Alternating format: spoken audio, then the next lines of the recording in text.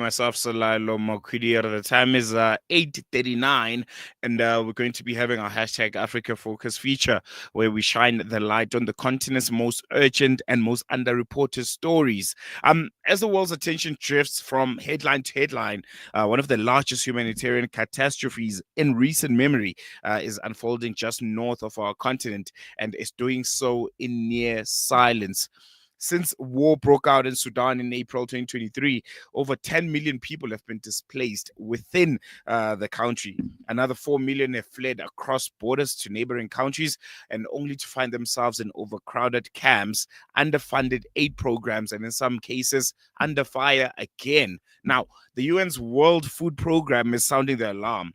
Food is running out. And unless urgent funding is secured, millions more will face starvation. The world's biggest hunger crisis could soon become its deadliest. And joining us now to unpack the scale of this emergency and the true and lived realities of Sudanese families across the region is Claire Filippo. She's the emergency coordinator for Sudan with Doctors Without Borders, or MSF. Claire, thank you so much for joining us. Welcome to Salam Media. Really appreciate you giving us your time this morning.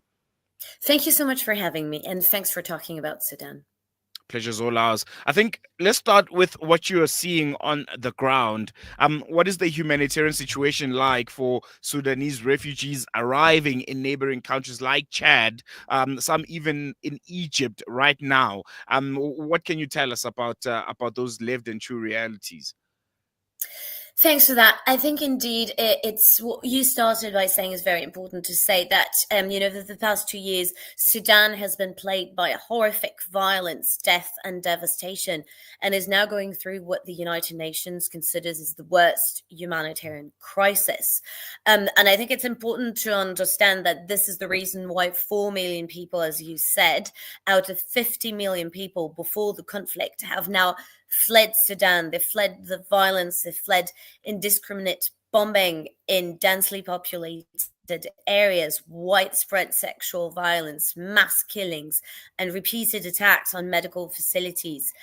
So this is really the result of this unrelenting violence. And before moving to the neighboring countries, I think it's important to remember that in Sudan, the humanitarian needs are absolutely staggering. So beyond this internal displacement crisis, and this displacement crisis, which again is the biggest in the world, the health system has absolutely collapsed. What we see is that basically, according to the World Health Organizations, only 20 to 30% of health facilities are operational, and hospitals, health clinics have been looted, they've been occupied, they've been destroyed. Health workers have been assaulted, threatened, and killed, and millions of people are left in Sudan without access to critical care. And everywhere you look in Sudan, you will find needs that are overwhelming, urgent, and unmet, and multiple health crises. Every day we treat, patients who were wounded, survivors of sexual violence. Malnutrition rates are beyond alarming, and half of the population face acute food insecurity. This is why so many people are going to neighboring countries. So to go back to your question about Chad, now Chad is hosting a million people that have crossed since April 15th, including over 860,000 Sudanese refugees who've crossed. And when they arrive, they tell us about harrowing stories of violence and hardship. They tell us about seeing men, seeing boys being injured, being killed, seeing women and girls being raped, people dying of thirst on the way. So it's really a desperate situation when they arrive. The WFP, the World Food Program, says food assistance could grind to a complete halt by next month, by August. What does that mean in practice, and what are you bracing yourselves for at MSF? Yeah, so this is of course of absolute concern. So in Sudan, this is the beginning of the rainy season that coincides with the lean season, and this is where malnutrition peaks. So last year, what we have seen in areas of Sudan, including in Darfur, which is in the west of Sudan, are absolutely catastrophic malnutrition rates, way above the emergency threshold that would be a 15% of global acute malnutrition. And just to give you an idea, in South Darfur, where we work, but also North Darfur, where we work, we've seen in certain locations global acute malnutrition rates of above 30%. So 30% is twice 15% the emergency threshold. So we're not talking at this stage of an emergency anymore, in my opinion. This really is a nightmare. And the situation this year, we know we're concerned it's gonna get worse with additional funding cuts and of course coping mechanisms that are becoming lower as because the war continues. In Chad, in Tine, at a border transit camp where we work, we've seen since mid-April over 80,000 people that have crossed. So on average, we've had 10,000, 3,000 people crossing every week and arriving, as I said, in really desperate conditions, and they face harsh conditions with limited access to food, shelter, water, and healthcare. And what we've seen there is also high level of global acute malnutrition, particularly for children under 5, as high as 18%, with 3% severely malnourished. So again, above the emergency threshold. So we really want also to raise the alarm about this situation.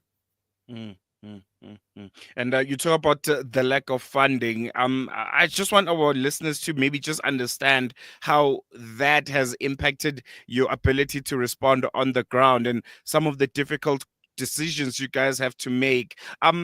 Are you probably, having to make impossible choices between, who gets to eat and who doesn't, as the situation continues to become as dire as you explain it to be? The situation is indeed really dire. As Doctors Without Borders, MSF, we're very lucky because we're an independent organization. We don't get funds. We didn't get funds from the government of the United States. We're getting funds from private donors. So we're not directly impacted financially. This being said, however, we are obviously impacted because everyone is. And particularly, in Chad and South Sudan, where there are over a million people who have crossed from Sudan since April 2023. Because of the war in Sudan, the funding cuts have been very harsh, and the humanitarian response is absolutely not commensurate with the needs. As far as we've concerned, we've increased, in Tine, for example, border transit camp in Chad, we've increased the availability of essential healthcare services.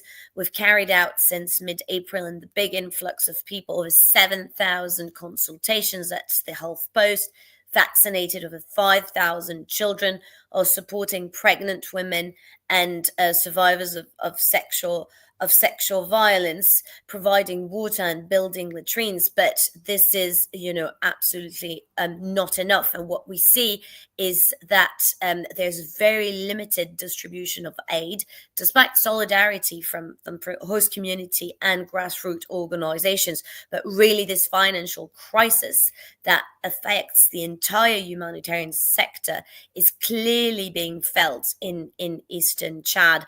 But the war continues unabated in Sudan, and more people are hoping to reach Chad.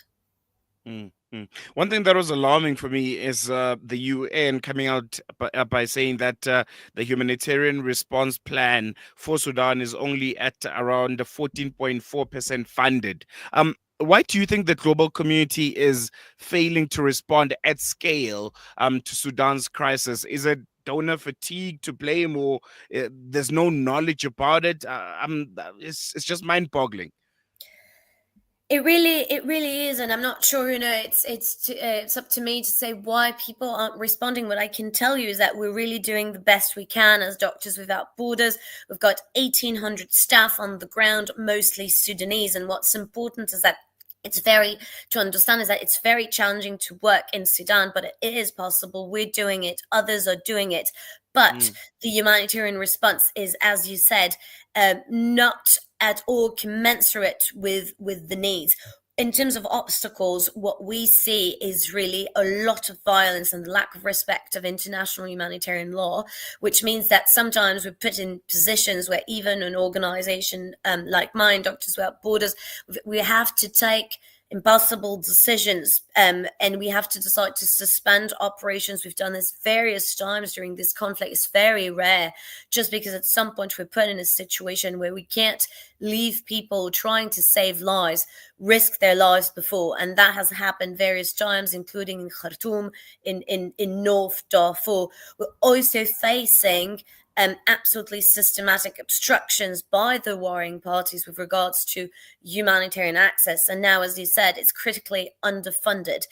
So it's really important that there's a massive scale up, and the massive scale up needs to happen now, because the upcoming rainy season threatens to make an already catastrophic situation even worse. What we know mm. is every year the rain severes supply routes, floods entire region, and cuts off people, especially in Darfur, at a time where the hunger gap peaks and malnutrition and malaria spike.